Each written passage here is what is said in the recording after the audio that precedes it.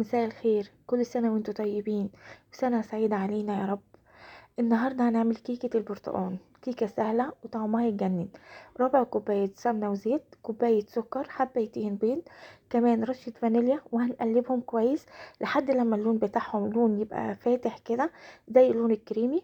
هنزل عليهم بكوباية برتقال ونص كوباية من اللبن، وبعد كده هنقلب وهننزل بمعلقة كبيرة من الخل وكوبايتين ونص من الدقيق، وبعدين هنقلب كويس الكيكة في اتجاه واحد طبعا.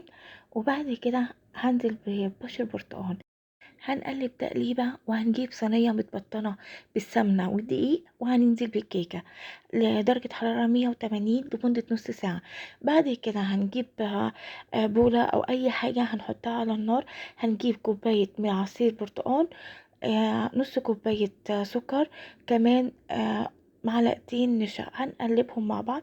هندوب المكونات كلها وهنقلبهم وهنرفعهم على النار لمدة 3 دقايق بالظبط. هيبقى الصوص معانا جاهز وما يكونش تقيل. بعد كده الكيكة استوت وطلعت وهدت كمان، هتطلع بالشكل ده. نزلنا بالصوص. ألف هنا وشفا على قلبكم، يا رب وصفتي تعجبكم. أشوفكم على خير في وصفة تانية. باي باي، مع السلامة.